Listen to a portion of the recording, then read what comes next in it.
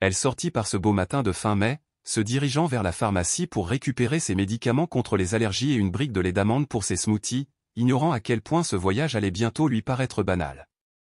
Alors qu'Emily s'engageait sur Washington Road, le vrombissement de la voiture de police du comté qui s'arrêtait derrière elle lui parut presque routinier. Elle jeta un coup d'œil dans le rétroviseur, régla la climatisation et attrapa le volant, mais fut brusquement secouée par l'éclatement soudain des gyrophares. Avant même qu'elle puisse comprendre ce qui se passait, un policier s'est approché et lui a passé les menottes au poignet. « Vous correspondez à la description d'un suspect ?» a-t-il dit sans même demander sa carte d'identité.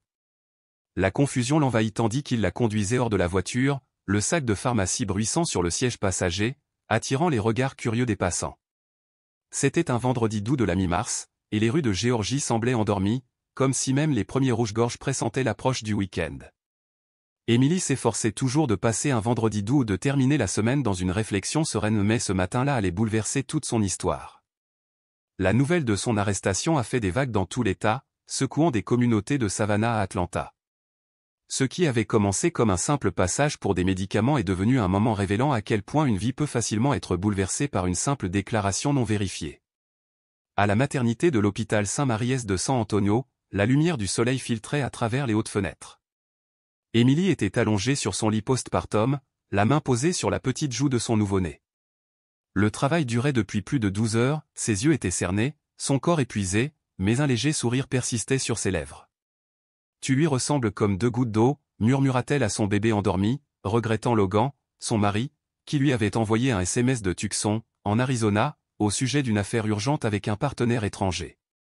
Un léger coup à la porte annonça une jeune infirmière portant un coffret cadeau argenté et brillant. Emily ne l'avait pas vu depuis son hospitalisation. « Mademoiselle Emily Anderson ?» demanda-t-elle. « Oui », répondit Emily d'un ton hésitant.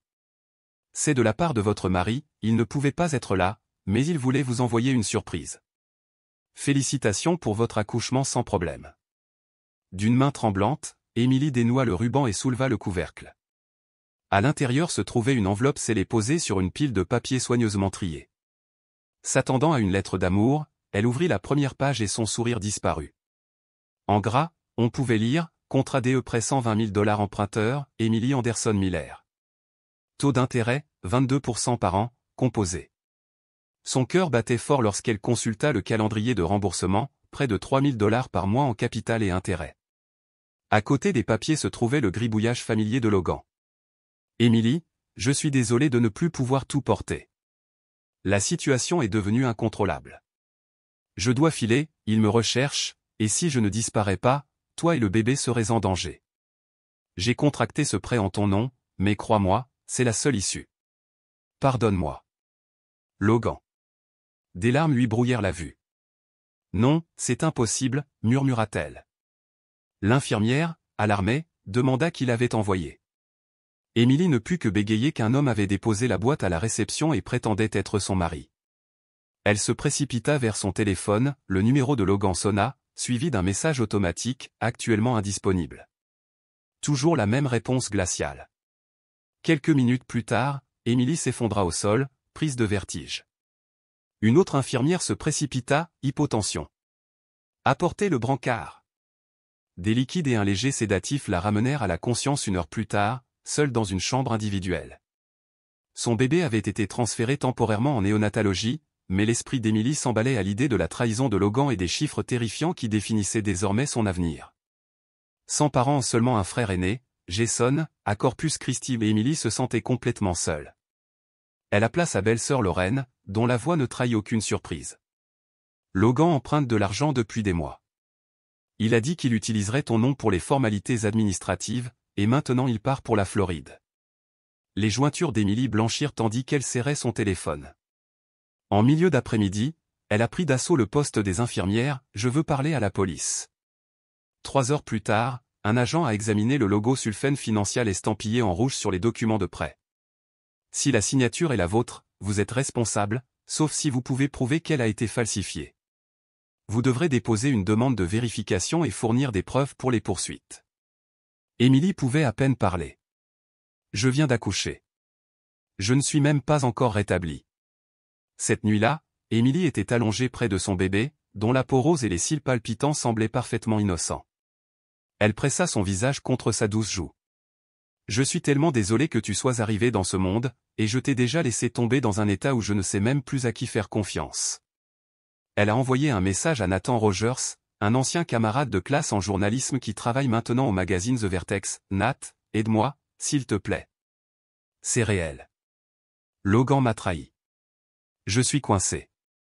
Le message fut lu, mais resta sans réponse.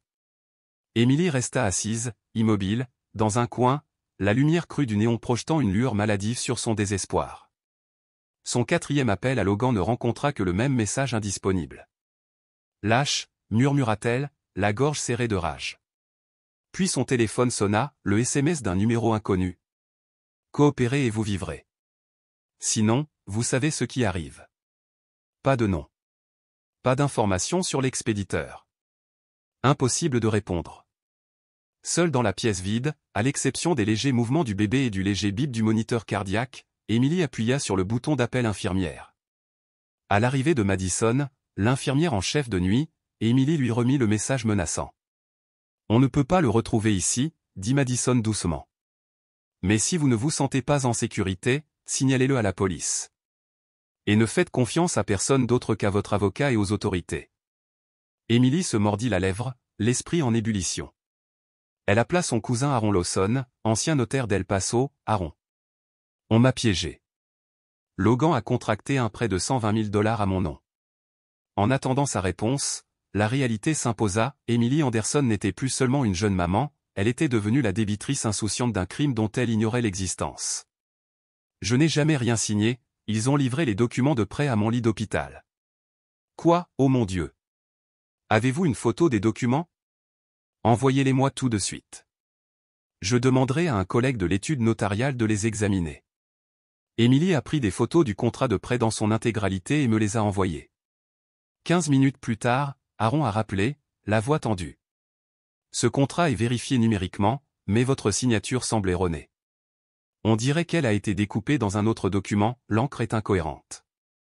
Je le pensais aussi, murmura Emily. Logan m'écrivait des lettres dans mon journal de grossesse. Peut-être qu'il a pris la signature de là. Si c'est le cas, on pourrait peut-être prouver la falsification, répondit Aaron. Mais il vous faudra un enquêteur pour le confirmer, et il faudra de la persévérance. Il vous faut un avocat. Emily serra les poings. Tout le monde répétait, prends un avocat. Mais comment? Elle n'avait pas d'argent pour en engager un, elle avait $120 000 de dettes, venait d'accoucher, n'avait pas de travail et personne pour co-signer quoi que ce soit. Elle ouvrit son dernier message à Nathan Rogers, son ancien camarade de classe qui travaillait désormais dans le journalisme. Il était marqué en rouge, toujours pas de réponse. Emily appuya sur le bouton d'appel aux 3 sonneries, puis 4 heures avant que la voix de Nathan ne se fasse entendre. « Bonjour. Nat, c'est moi. Je t'ai envoyé un texto, mais tu n'as pas répondu. Je suis désolé, j'ai des délais à respecter. Le magazine ne me laisse même plus faire d'enquête. Ce qui s'est passé? Logan a disparu. Il m'a envoyé un contrat de prêt à mon nom, Underground Finance Company. Je pense qu'il a contrefait ma signature en utilisant un élément du journal que je lui ai envoyé. Emily, je comprends, mais on ne peut rien publier sans preuve juridique solide. La rédaction n'autorise pas les allégations émotionnelles. Tu connais la loi, tu ne la comprends pas. Tu es la dernière personne dont j'aurais pensé qu'elle me tournerait le dos. Je ne tourne pas le dos, je ne veux juste pas être poursuivi. Ces prêteurs clandestins de Los Angeles, en Californie, sont liés à la mafia. On ne s'en prend pas à eux comme ça. Emily eut un rire amer tandis que des larmes coulaient sur ses joues. D'accord, j'ai compris. Merci de confirmer que je suis bien seule. Elle raccrocha, et une vague de panique la submergea. À partir de ce moment, elle commença à se retrouver sans sommeil. 2 jours plus tard, la police l'a de nouveau convoquée. Cette fois, il s'agissait d'une enquêtrice nommée Laura Parker, de l'unité des crimes financiers. Madame Anderson, j'ai examiné votre dossier. C'est une situation délicate car le contrat est certifié, mais j'ai une question. Vous avez dit que votre mari vous écrivait des lettres? Oui. Dans mon journal de grossesse, il écrivait de petits mots chaque semaine pour m'encourager. Je l'ai gardé avec moi. Emily sortit un carnet en cuir usé et le tendit à Laura. L'enquêtrice feuilleta les pages, s'arrêtant lorsque son regard se posait sur une ligne particulière. Cette ligne ressemble exactement à la signature sur le contrat de prêt. C'est ça. Je suis sûr qu'il l'a découpée et collée sur le document de prêt. Les yeux de Laura s'illuminèrent. Si c'est vrai, nous pouvons effectuer une analyse numérique pour détecter les incohérences d'encre, l'alignement du papier et les traces de falsification. Cela pourrait être une avancée majeure. Émilie sentit un poids se soulever de sa poitrine, mais à cet instant précis, son téléphone vibra. Un autre message d'un numéro masqué. La police ne pourra pas protéger votre enfant. Émilie s'est effondrée, paniquée, en sanglots. Ils savent que j'ai appelé la police, ils me surveillent. Laura lui serra doucement la main. Reste calme. Tu n'es plus seule.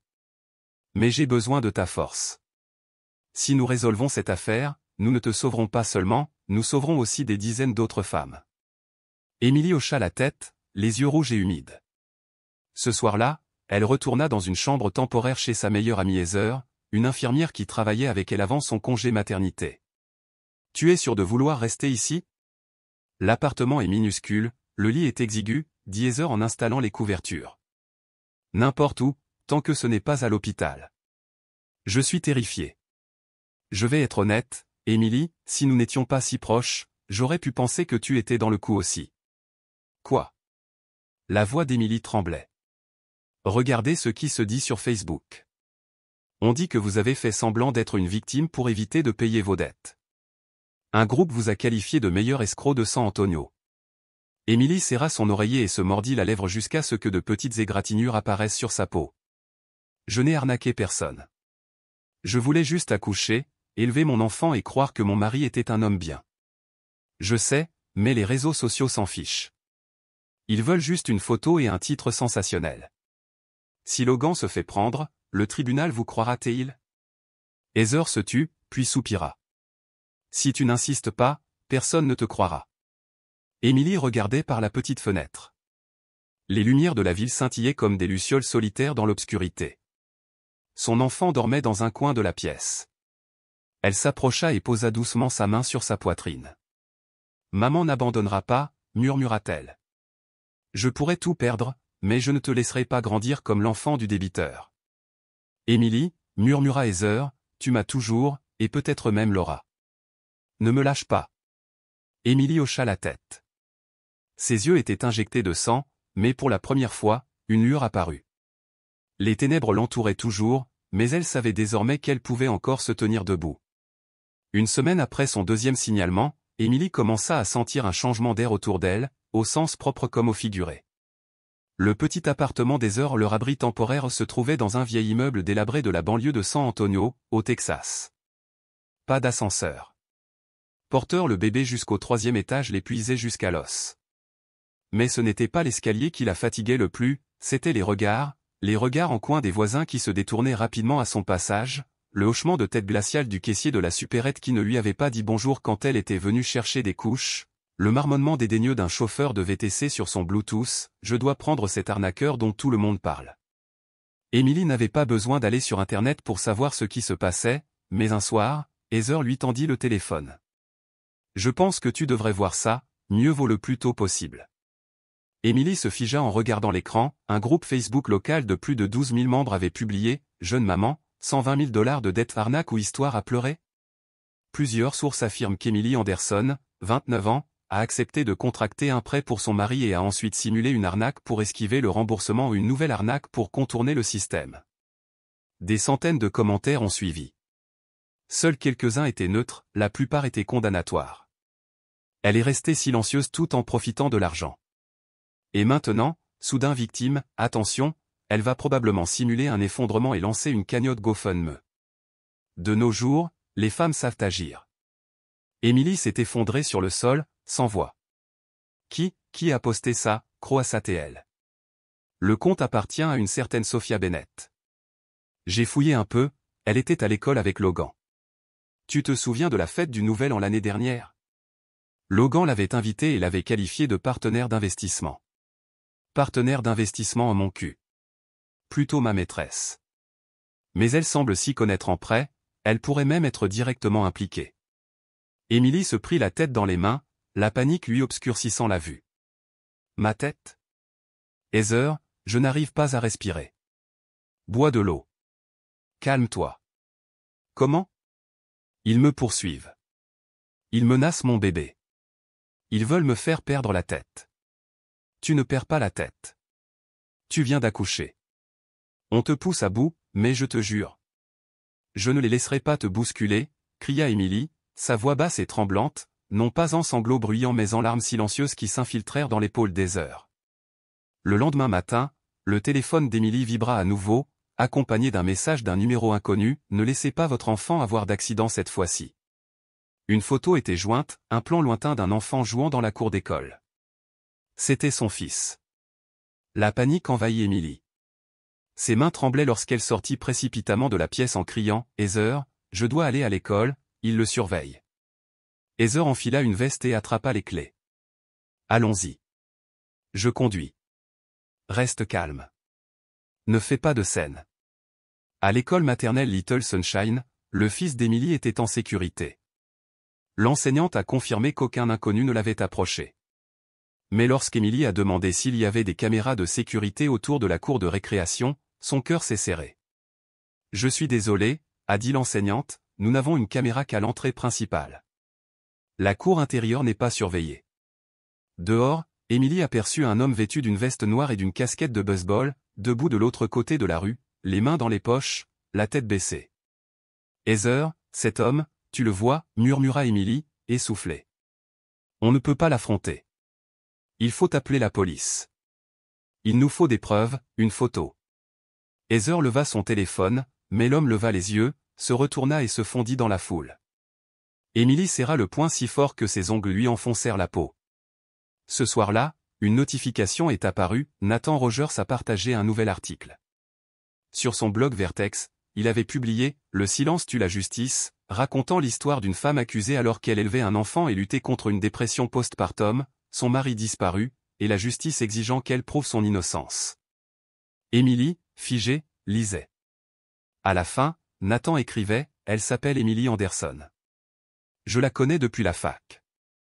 Elle n'est pas parfaite, mais je suis certain que ce n'est pas une imposture. » Ci-dessous, des dizaines de commentaires récents, pleins d'encouragement, j'ai partagé une chambre de maternité avec elle, elle est très douce. Mon mari a emprunté de l'argent à Sulfène, ce sont des suceurs de sang. Enfin quelqu'un ose dire la vérité. Pour la première fois depuis des jours, Émilie sentit une lueur d'espoir. Son téléphone sonna, c'était Nathan. Émilie, je ne sais pas quoi dire, à part merci. Ne me remerciez pas, a-t-il répondu. J'ai eu tort de rester silencieux si longtemps. Cet article a été vu plus de 10 000 fois en 2 heures. Je ne sais plus quoi croire. Chaque jour me semble un enfer. N'abandonnez pas. Je ne suis ni flic ni avocat, mais j'ai une voix, et je l'utiliserai, pas seulement pour vous, mais pour toutes les femmes prises au piège comme vous.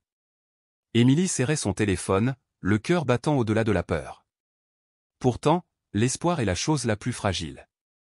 2 jours plus tard, un tabloïd publié en première page, Emily Anderson, victime ou actrice? Une source anonyme affirmait avoir été au courant du prêt à l'avance, et peut-être même l'avoir orchestré. À la lecture de l'article, Émilie se sentit transie, les mots lui transpercèrent la peau comme des lames. Aucune source n'a été nommée, mais Émilie soupçonnait Sophia Bennett. Un jour, elle avait dîné avec Logan et l'avait entendu vanter les talents d'investisseur du mari de Sophia à un homme doué pour tirer profit de l'endettement et des menaces. Émilie déchira le papier en lambeaux, s'effondra sur la table et sanglota. Son bébé gémissait dans son berceau. Heather fit irruption, le souleva et le berça doucement. « Tu ne peux pas t'effondrer, pas maintenant, dit-elle. Je suis épuisée, murmura Émilie. Je n'ai plus de lait. Je n'arrive pas à dormir. Je regarde le berceau et j'ai l'impression de regarder dans le vide. Je ne sais même pas si je suis encore mère. Tu es une mère, dit Heather en soulevant son amie et en posant la main d'Émilie sur la poitrine du bébé. Tu sens ça? Il est vivant parce que tu continues à te battre. Émilie trembla, puis souffla, bébé, pardonne-moi. Mais je te jure que tant que je vivrai, je ferai éclater la vérité. À San Antonio, au Texas, la chaleur torride de juin et le vent sec de Sonora rendaient le quotidien morne et épuisant. Mais pour Émilie, ce n'était pas le temps qui l'épuisait, mais la peur constante que quelqu'un surveille son fils. Heather, halta Emily un matin, je n'arrive pas à respirer. J'ai vu cet homme plusieurs fois. Il se tient en face de l'école maternelle tous les matins, je le vois par la fenêtre du bus. Tu as une photo de son visage, demanda Heather. Non, répondit Emily. Il porte toujours une casquette et baisse les yeux. Mais je sais que c'est lui à sa façon de se tenir, à sa veste. Il ne bouge jamais.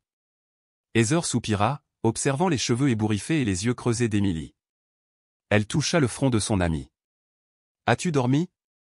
Peut-être 30 minutes chaque nuit. Je fais des rêves bizarres. Quel genre de rêve? Insista doucement Heather.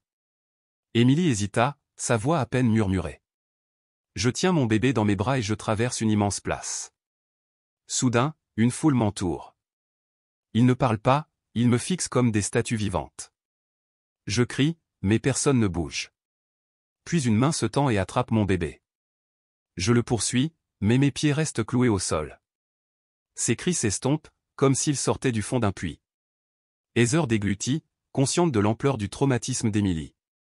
Je dois encore signaler ça, murmura Emily. J'ai vraiment peur qu'il fasse quelque chose.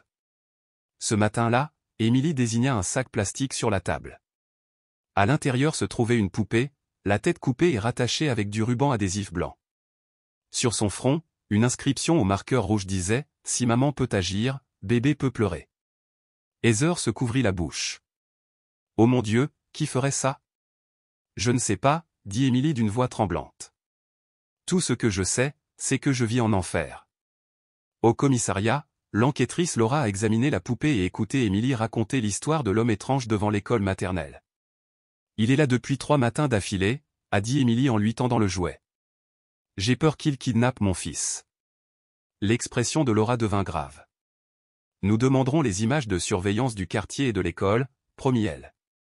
Mais sans menace directe ni action, la police ne peut pas toujours intervenir. La voix d'Emily tremblait lorsqu'elle demanda « Alors qu'attendons-nous ? Une vraie main pour mon fils qui m'est envoyé par la poste ?» Laura se tut, puis parla doucement, laissant Emily se préparer à ce qui allait suivre. Je ne peux pas promettre de résultats immédiats, mais je jure que je suivrai cette affaire de près et que vous ne devez jamais laisser votre fils hors de vue. Emily hocha la tête, agrippant la coudoir, les yeux injectés de sang. Cette nuit-là, elle essaya d'endormir son bébé, mais le sommeil lui manquait. Des bruits étranges provenaient du couloir, le léger cliquetis des portes de l'ascenseur, des pas discrets dans l'obscurité et chaque coup de vent contre la fenêtre la faisait tressaillir. À 3 heures du matin, un léger coup sourd à la porte d'entrée résonna comme si quelque chose la heurtait. Elle s'avança à pas de loup, regardant par le judas.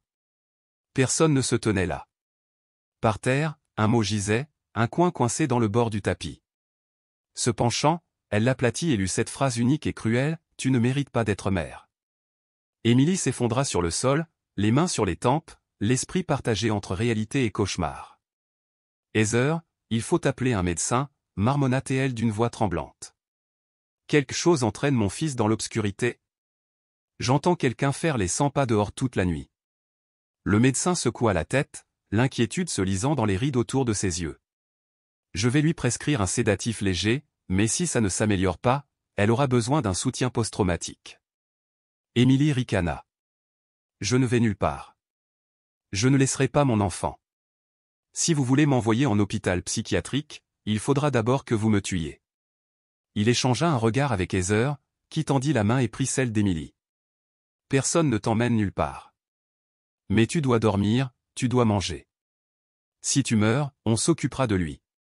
Emily halta, puis secoua faiblement la tête. Cet après-midi-là, Nathan m'a appelé. Je suis là. Je viens de recevoir un colis anonyme à la rédaction. À l'intérieur se trouvait une photo d'Emily avec son fils, prise depuis un étage élevé d'une netteté irréprochable et un message tapé, « Tu veux être un héros ? Vas-y, essaie. » Emily resta silencieuse un long moment, puis laissa échapper un petit rire amer. « Pour qu'il sache que tu m'aides aussi. » Super. J'ai signalé l'incident à la police, dit Nathan fermement. Mais Emily, je ne reculerai pas, et toi non plus. Sa voix se brisa. Je ne sais pas s'il me reste quelque chose. Si tu tombes, il gagne. Si tu continues à respirer jusqu'au bout, tu gagnes. Elle jeta un coup d'œil à son fils, qui rampait sur le sol, poussant une petite voiture comme un petit guerrier sur un champ de bataille. Je ne tomberai pas, murmura-t-elle, une promesse faite plus à elle-même qu'à lui. Cette nuit-là, Émilie rêva qu'elle traversait une forêt plongée dans l'obscurité, le bébé dans les bras tandis que des pas invisibles résonnaient autour d'elle. Elle courut, mais ses pieds s'enfoncèrent dans une épaisse boue. L'enfant devint encore plus lourd, puis lui glissa des mains comme du sable fin entre les doigts. Elle creusa la terre, l'appelant par son nom encore et encore, sans obtenir de réponse. Puis une voix d'homme murmura derrière elle, « Tu ne mérites pas d'enfant. » Elle se retourna où le visage de Logan apparut et murmura, « Tu l'as tué. » Aucun son ne suivit. Elle se réveilla à la lumière du matin qui filtrait à travers les rideaux du balcon. Heather était assise au pied du lit, berçant son fils. « Tu as dormi plus de 4 heures la première fois depuis une semaine. » Émilie déglutit difficilement. « J'ai rêvé qu'il disparaissait. » « C'est bon. Tu t'es réveillé. C'est ce qui compte. » Des larmes coulaient sur le visage d'Émilie. « Heather, si je le perds, que me restera-t-il de la vie ? » « Tu ne vas pas le perdre, dit doucement Heather. Mais tu dois te relever. Tu dois être sa mère, plus forte que ta peur. » Émilie essuya ses larmes et regarda son fils pour la première fois ce matin-là. Elle serra le poing, non pas de tremblement, mais en un serment silencieux. Elle ne le laisserait pas disparaître dans les ténèbres, même si elle devait traverser l'enfer pour le protéger.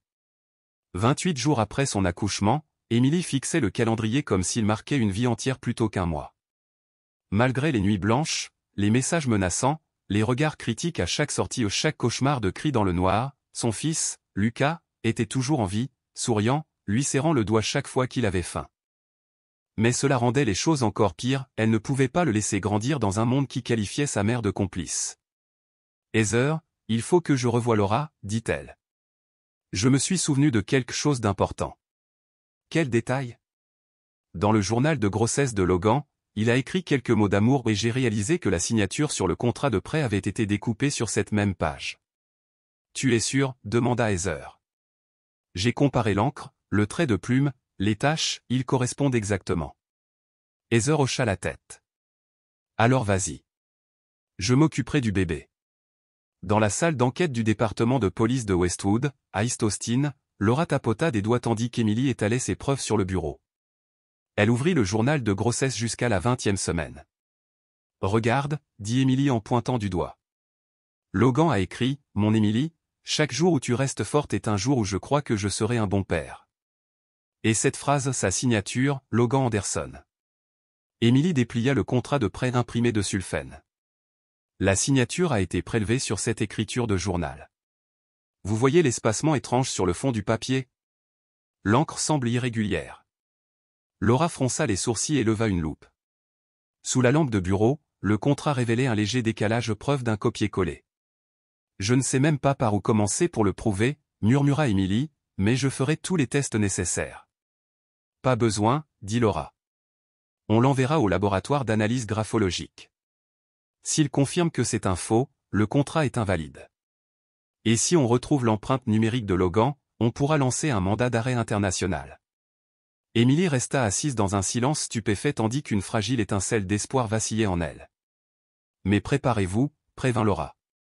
Ils ne resteront pas silencieux si cette affaire est rouverte. Je sais, dit Émilie en se rassemblant. Et je n'ai plus peur. Bien, dit Laura en jetant un coup d'œil à ses notes. J'aurai besoin d'une déclaration complète, chaque transaction, chaque appel suspect, chaque SMS tard dans la nuit. Plus il y aura de détails, plus le dossier sera solide. Je l'écrirai aujourd'hui. Et soupçonnez-vous quelqu'un d'autre ? Des amis ou des proches ?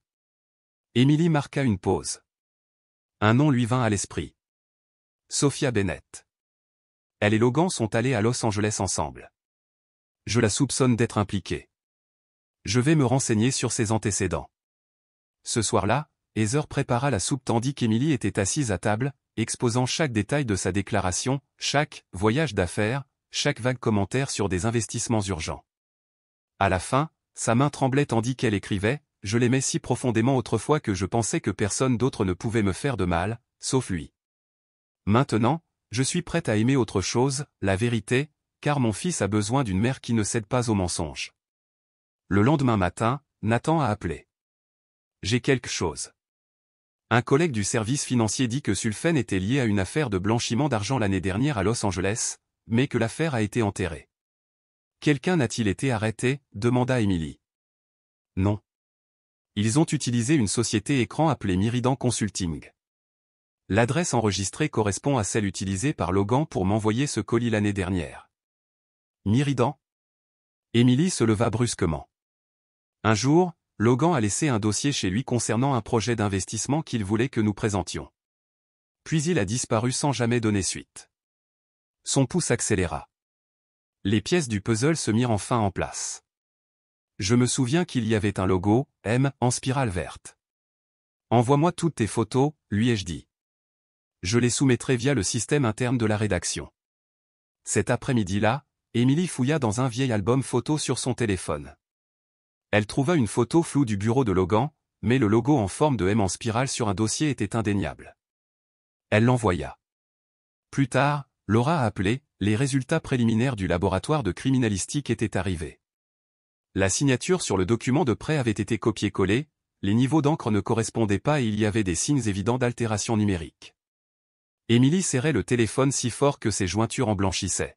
« Alors je ne suis pas folle » murmura-t-elle. « Non, tu ne le es pas » dit Laura d'une voix plus douce. « Et je suis désolée de ne pas t'avoir cru au début. »« Merci » s'étrangla Emily, la tête posée sur la table de la cuisine. Des larmes coulèrent non pas de douleur, mais de soulagement, les premières larmes qu'elle pouvait appeler justice. Ce soir-là, Heather est arrivée avec un sandwich et une bouteille de jus. « Mange » insista Heather. « Tu as gagné une manche aujourd'hui. »« Non » répondit Emily en enlaçant Heather. « Tu as gagné, parce que tu n'as jamais renoncé à moi. » Heather renifla et haussa un sourcil. « Tu deviens sentimentale. »« Ils ont menacé mon fils, » dit Emily, la voix tremblante. « Je n'ai pas dormi depuis un mois.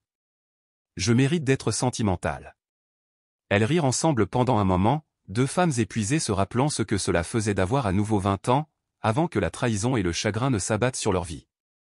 Emily prit son fils dans ses bras et le serra contre elle.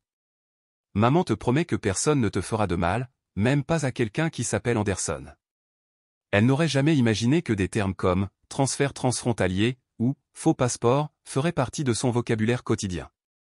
Désormais, elle pouvait les réciter par cœur, car celui qui s'était autrefois présenté comme son mari vivait comme un fantôme, se faufilant entre toutes les brèches juridiques. Le lendemain matin, à 8 heures, la voix de Laura grésillait au téléphone. « Emily, j'ai besoin de toi au poste, il y a du nouveau. » Emily regarda Heather, qui préparait le lait maternisé de Lucas. « C'est peut-être à propos de Logan, » dit Heather. « Vas-y. Je vais surveiller le bébé. » Au commissariat, dans la salle 4B, Emily rencontra Daniel Brox, de la brigade des crimes financiers. C'était un homme d'âge moyen, le regard fatigué, et le visage marqué par les années.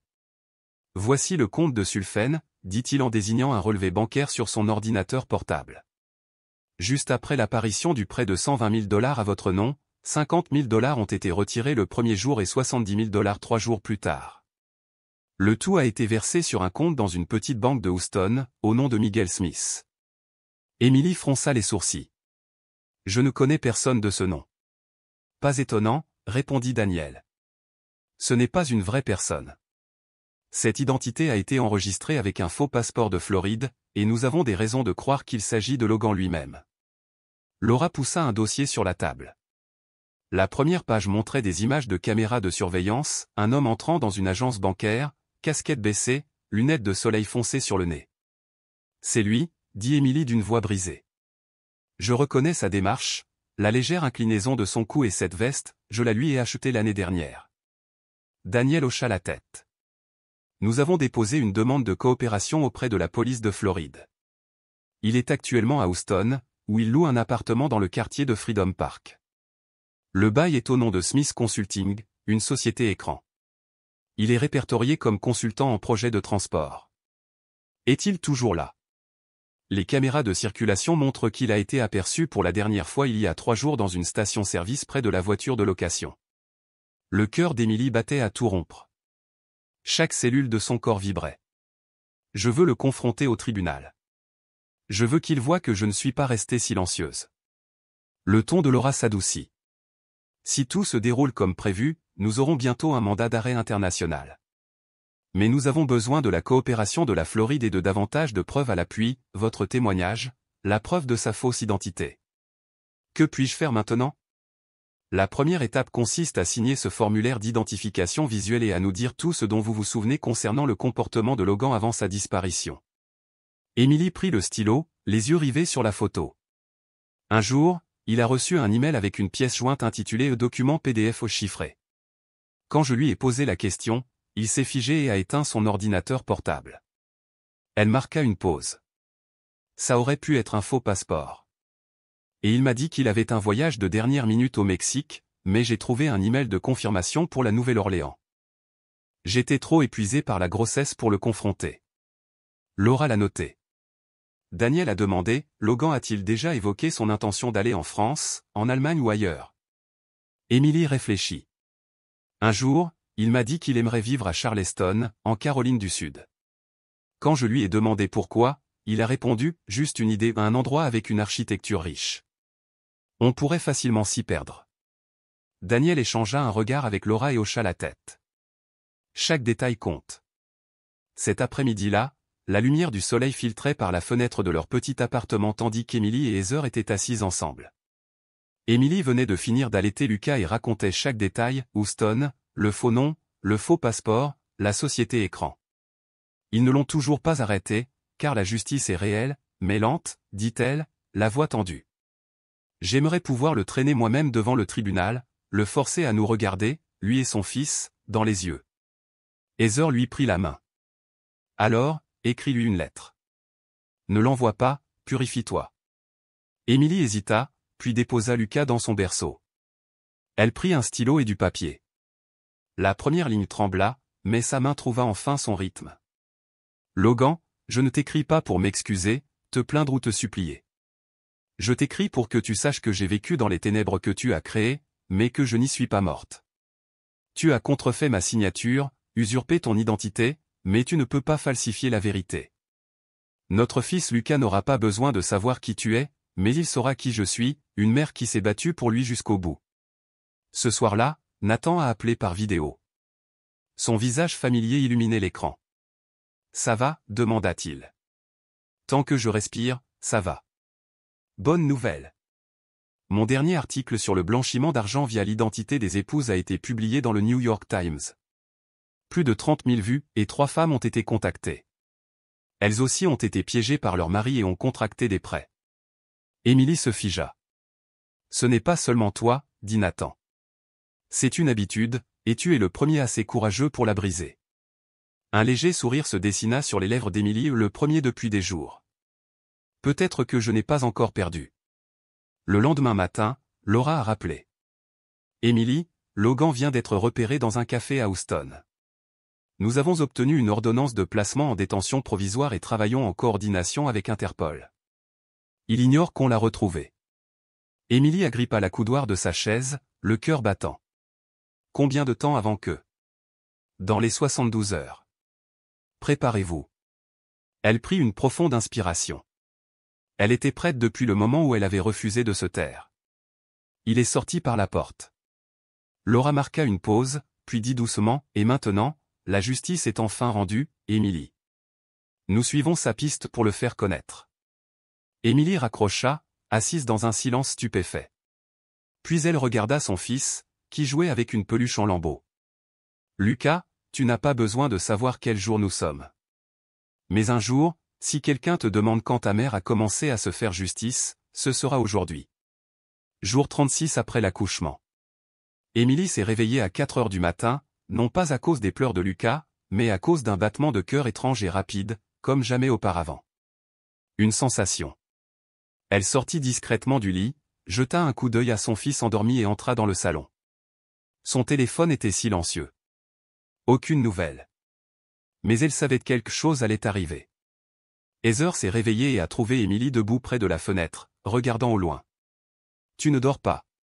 Je ne peux pas. J'ai l'impression que quelque chose se rapproche. C'est peut-être la justice. Emily esquissa un léger sourire.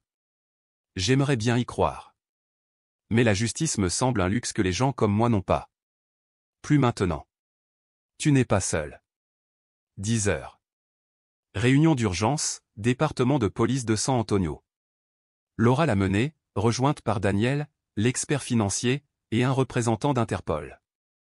Les services de renseignement du sud-ouest des États-Unis ont confirmé que Logan, sous le pseudonyme Miguel Smith, rencontrerait un homme nommé Paul Morgan au Blue Turtle Café de Montrose, Houston, Texas, le lendemain à midi.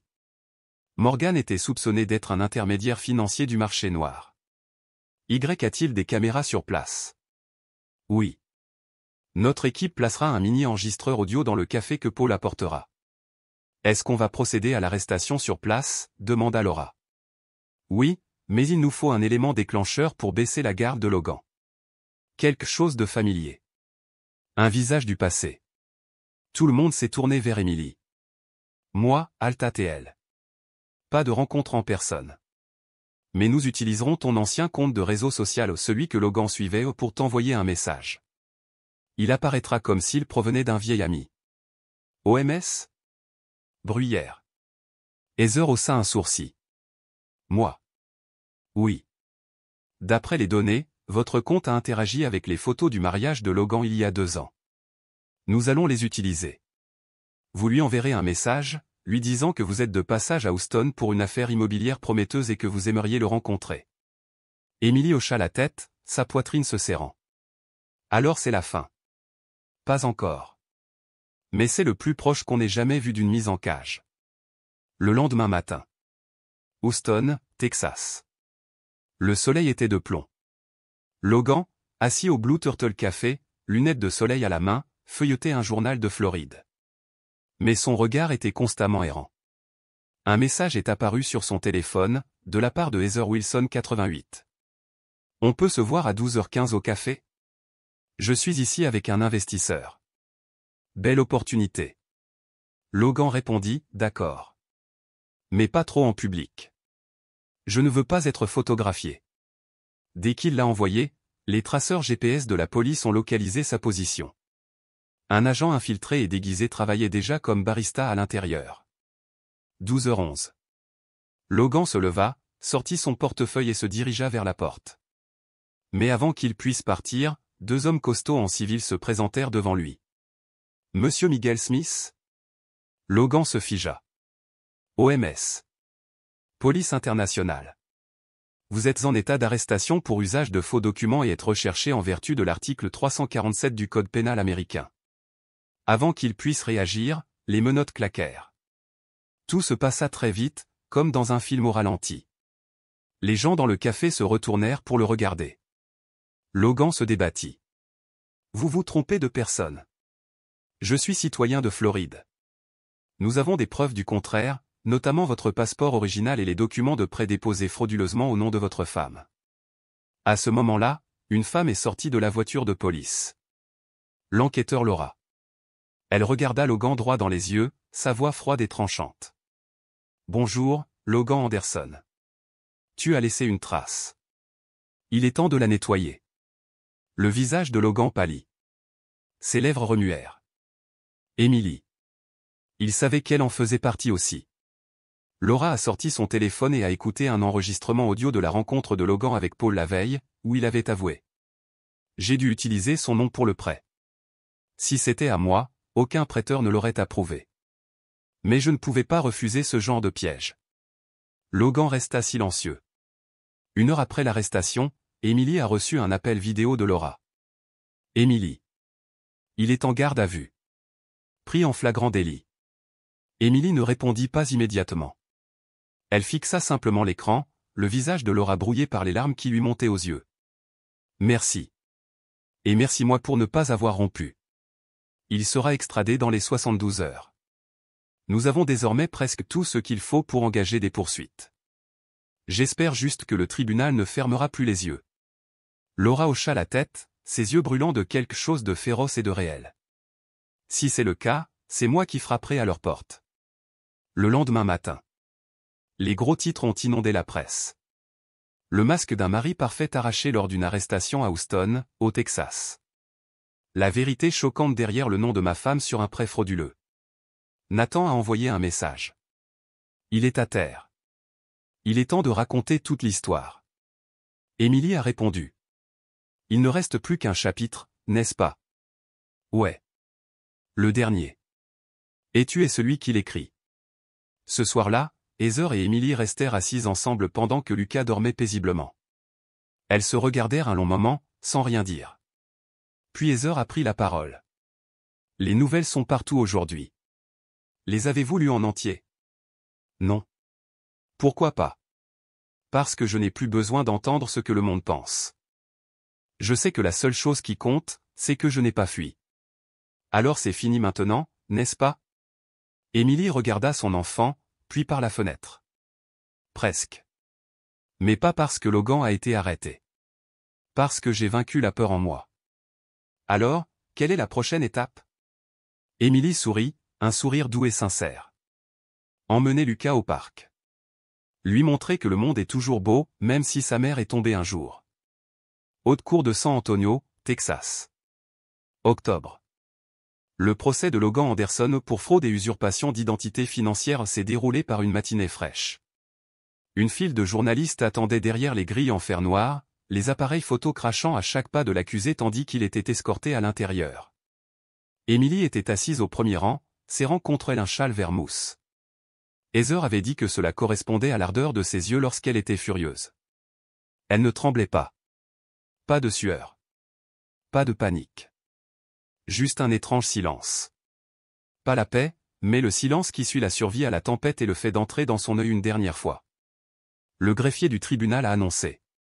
Affaire pénale numéro 203/2025.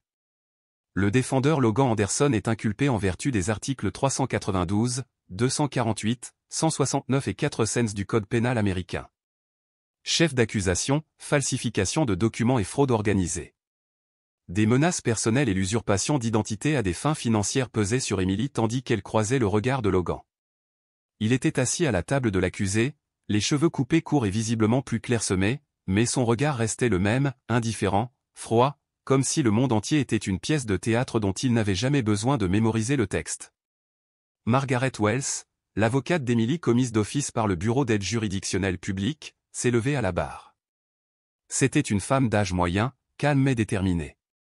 Votre honneur, a-t-elle commencé, ma cliente, Madame Emily Anderson, est la seule et directe victime d'une fraude sophistiquée perpétrée par l'accusé. Margaret marqua une pause, laissant le poids de ses mots s'installer. Non seulement il a falsifié sa signature gravée dans son journal intime de grossesse pour valider un contrat de près de 120 000 $, mais il a ensuite retiré la totalité de la somme, l'a transférée sur un compte sous une fausse identité en Floride et a vécu sous le nom de Miguel Smith pendant des mois. L'avocat de Logan, un jeune homme en costume noir impeccable, a répliqué promptement, « Mon client affirme que Madame Anderson était au courant du prêt et y a consenti verbalement. Il n'existe aucune preuve directe de coercition. » Émilie se leva d'un bond. « Je m'oppose. Je n'ai jamais rien accepté. » Sa voix tremblait de colère et de douleur. « Il m'a envoyé ce cadeau pour bébé, et il s'est avéré que c'était un contrat de dette, accompagné d'une lettre d'excuse. Je n'oublierai jamais le moment où j'ai ouvert cette boîte. » Le juge frappa du marteau. « Madame, veuillez maintenir l'ordre. Vous aurez le temps de témoigner. » Margaret posa doucement une main sur l'épaule d'Émilie, la guidant vers son siège. « Qu'ils entendent les preuves, murmura-t-elle. Cet après-midi-là, l'accusation a présenté une vidéo de surveillance de la banque de Houston où Logan, muni d'un faux passeport, avait retiré les fonds. Au même moment, la voix de l'enquêteur Daniels résonnait sur l'enregistrement, la signature figurant sur le contrat de prêt remis à Sulfen correspond parfaitement à l'échantillon extrait du journal de grossesse personnelle de Madame Anderson, comme l'ont confirmé les analyses d'écriture et d'encre. Sur l'écran, la page du journal portait les mots tendres, Logan t'aime, la signature parfaitement alignée dans le cadre de comparaison. Un silence s'abattit sur la salle d'audience, certains haltèrent, d'autres se couvrirent la bouche, incrédules. Émilie baissa les yeux, non pas par honte, mais à cause de la douleur lancinante de voir un souvenir précieux transformé en arme contre elle. La voix du juge rompit le silence. L'accusé a-t-il quelque chose à déclarer? Logan se leva, le visage impassible. Je l'ai fait parce que j'étais coincé. Mon entreprise a fait faillite, mes créanciers m'ont harcelé. Sans ce prêt, je serais mort. Je pensais qu'Émilie comprendrait. Émilie rit alors un rire froid et creux. Tu comprends? Tu m'as menacé, tu m'as volé mon sommeil, tu m'as volé mon lait, tu m'as fait vivre comme une proie. Chaque fois que je tenais mon fils dans mes bras, j'avais peur que tu me l'arraches des bras. Tu veux que je comprenne? Le juge hocha la tête et lui accorda la parole. Émilie se dirigea vers la barre des témoins, les mains fermes. Votre honneur, je ne suis pas venu ici pour pleurer, j'ai suffisamment pleuré. Je n'ai besoin ni de pitié ni de félicitations pour ma force. Je veux juste que justice soit faite. Pas seulement pour moi, mais pour toutes les femmes qui ont été contraintes de s'endetter par leur propre mari.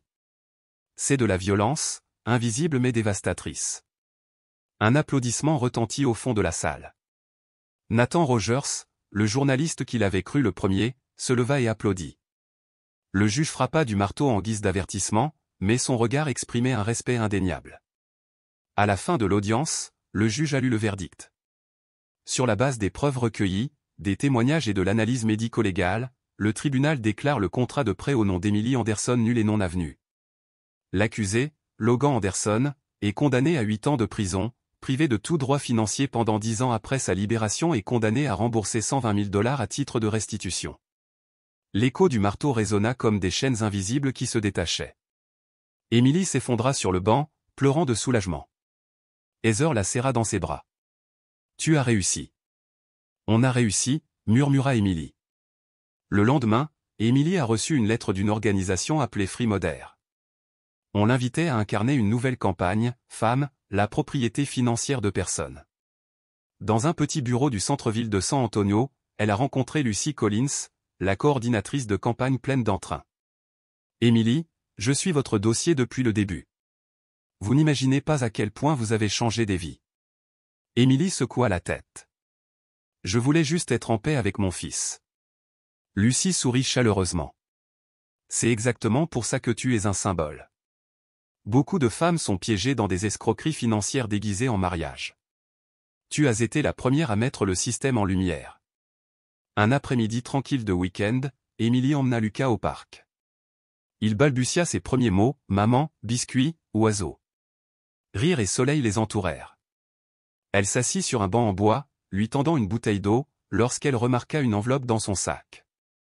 Ni expéditeur, ni adresse. À l'intérieur, un simple mot disait « Merci de ne pas être resté silencieux. Vous avez sauvé des centaines de personnes comme moi qui pensaient que personne ne nous croirait. » Pas de signature, mais Emily reconnut cette voix, celle de quelqu'un qui avait autrefois sombré dans le même abîme. Elle serra Lucas contre elle. « Désormais, maman n'a plus peur de rien. Tu es mon plus beau cadeau. » Un mois plus tard, Emily emménageait dans un appartement de 46 mètres carrés au 3e étage d'un HLM à Monte Vista, au nord de San Antonio. Murs blancs, sol en pierre usée, une minuscule cuisinière à gaz et une fenêtre donnant sur le tramway, pour elle, c'était un véritable palais de liberté. Chaque matin, elle préparait du café, allumait NPR et portait Lucas sur le balcon. Il gazouillait, « Regarde, maman, un gros camion. »« Oui, ma puce, » disait-elle. Maman travaille à la maison. Elle collaborait désormais à la communication de Free Modern, rédigeant des articles, répondant aux courriers et guidant d'autres femmes vers l'aide juridique. Vers midi, Heather apportait une paille à la maison et des nouvelles fraîches. Lucy dit que ton interview est à la une du Washington Post du mois prochain. Emily faillit s'étouffer. Mon visage en couverture? Heather hocha la tête. Oui, tenant Lucas sous le jacaranda. Superbe. Cet après-midi-là, Emily assistait à une réunion préparatoire à la campagne médiatique. Lucy lui tendit une enveloppe timbrée à l'insigne de la police nationale américaine. Ils veulent que tu les aides à former les nouvelles recrues, que tu leur apprennes à identifier et à réagir face aux victimes d'abus financiers. Emily marqua une pause, puis hocha la tête. J'y vais. Je me souviens que quelqu'un avait dit, si tu ne peux pas le prouver, alors tu le dois. Lucy rayonnait. Tu changes le système avec ta douleur. La semaine suivante, à l'Académie de police régionale du Sud-Ouest, Emily se tenait devant près de 200 cadets. Regardez-moi, a-t-elle lancé. Croiriez-vous que j'ai été un jour accusé de complicité dans une fraude de $120 000 ? Croiriez-vous que j'ai été menacé de mort, qu'on m'a montré des photos anonymes de mon enfant, qu'on m'a privé de sommeil et de lait, et que j'ai failli abandonner ? Un jeune cadet essuya ses larmes.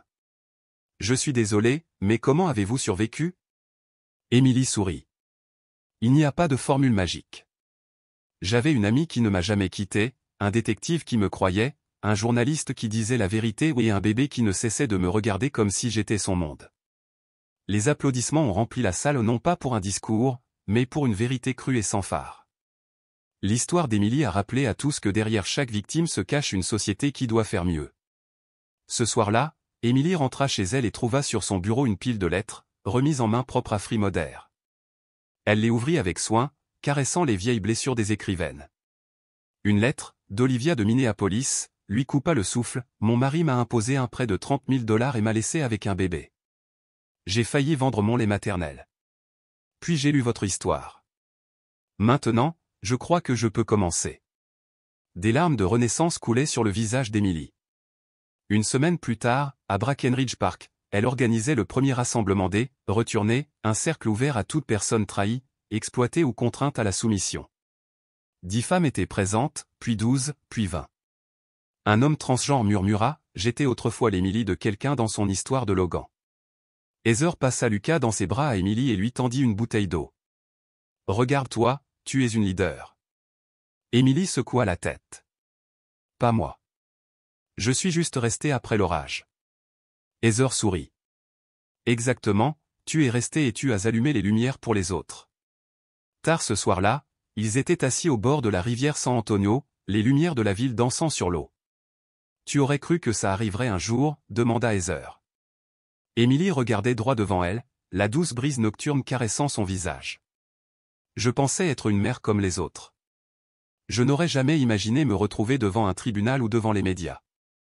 Mais la justice ne commence pas dans une salle d'audience, elle commence au moment où l'on décide de ne plus endurer. » Elle se tourna vers Heather en souriant. « Logan ne m'a pas seulement laissé endetté. Il m'a donné quelque chose de bien plus précieux, une chance de prendre un nouveau départ. C'est un cadeau qu'il n'avait jamais voulu me faire, et c'est pourquoi je le chéris. » L'histoire d'Émilie nous rappelle que la justice ne se résume pas au verdict.